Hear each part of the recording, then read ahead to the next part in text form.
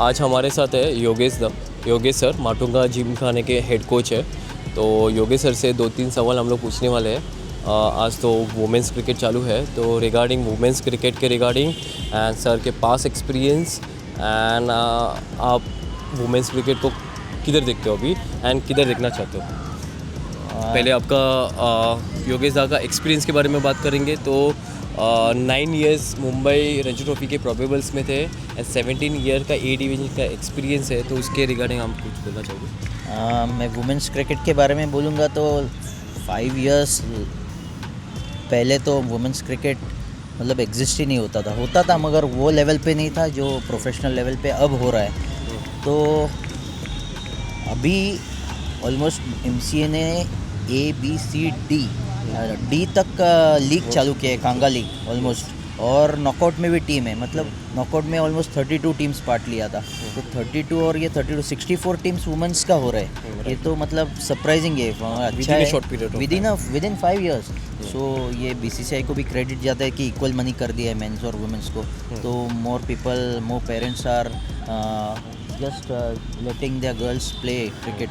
Otherwise ये पहले नहीं होता था कि 18-19 होने के बाद बस हुआ भी करियर, शादी वादी वो सब होता था। अभी थोड़ा प्रोलॉन्ग कर रहे हैं। जैसे बॉयज़ को पेशेंस है बॉयज़ के क्रिकेट में, वैसे वुमेंस में पेरेंट्स एक चांस ले रहे हैं कि अभी और 2 साल खेलेंगे और 1 साल, वैसा हो रहा है। और एमसीए ने बहुत सपोर्ट किया है। ये मडवी ट्रॉफी, वुमेंस लीग, वो माइम जीओएनएल का एक ट्रॉफी होता है जो महेश शेट्टी साहब ऑर्गेनाइज करते हैं।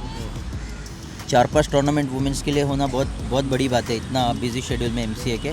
और वुमेंस क्रिकेट बहुत अच्छा आगे गया है, एडवांस हो गया है।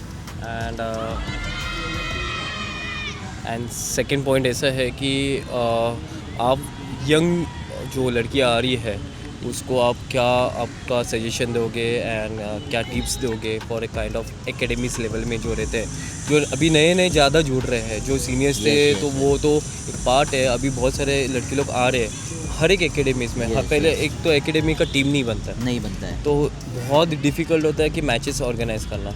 तो उसके रिगार्डिंग में आप क्या बोलना चाहोगे? एक्चुअली नए लोग आते हैं ना, तो बिगनर्स, माटुंगा जिमखाने इन पर्टिकुलर हम लोग क्या करते हैं कि एक्चुअली वुमेंस कहाँ लैक करती है बॉलिंग बैटिंग में, तो फिर भी ठीक है, मगर फील्डिंग ये एक एस्पेक्ट है ना जहाँ वुमेन गर्ल्स स्पेशली जो बिगनर्स है वो पीछे रहते हैं। तो नेचुरली ये मेंस गेम है, पहले से मेल डोमिनेंट गेम है, तो वुमेन को अभी तक टाइम लगेगा। मगर ये फील्डिंग का एस्पेक्ट जब ये अंदर से आ जाएगा ना लड़कियों में कि मुझे एथलीट बनना है, first they should become athlete.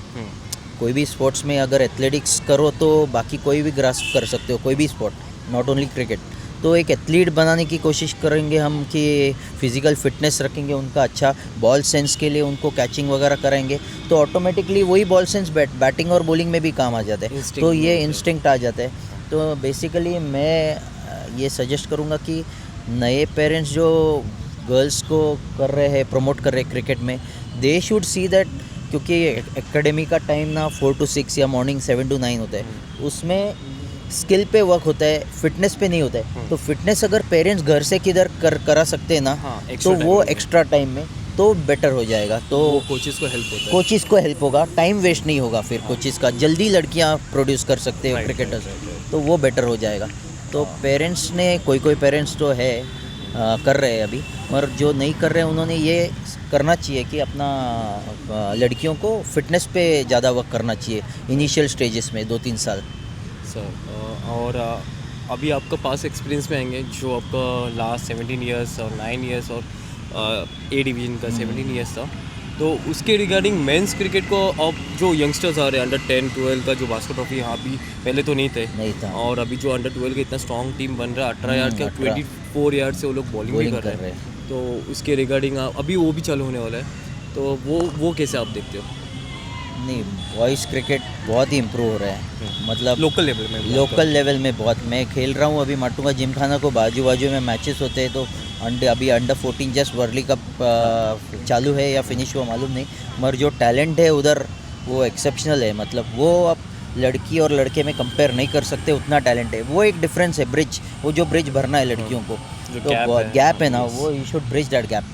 सो वो टैलेंट बहुत ज़्यादा है। एक्चुअली योगेश दा को हम देखे हैं खेलते हुए, तो लेफ्ट आर्म स्पिनर है, तो लेफ्ट आर्म स्पिनर को कुछ आप टिप दोगे कि आपका इतना 17 साल की जर्नी में आप कॉमन मिस्टेक तो सब लोग करते ही है, आपका जो मिस्टेक आपने किया है वो बाकी लोग रिपीट ना करें, वो उसके रिगार्डिंग आप कुछ बोल सकते हो? मैंने एक ही मिस्टेक किया है कि मेरा कोई कोच नहीं था।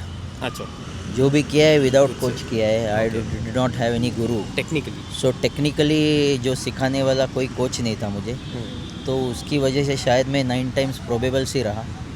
वही एक वजह हो सकती है। मैं प्लेइंग का बोल रहा हूँ सर। और प्लेइंग में जो ये है, हाँ, if I will only say that consistently जो बोलते हैं, we are called spinners, yes, and a spinner is one who spins the ball.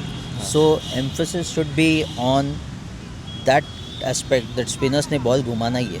अच्छा, आपके फिंगर्स और रिस्ट में पावर आना ही चाहिए।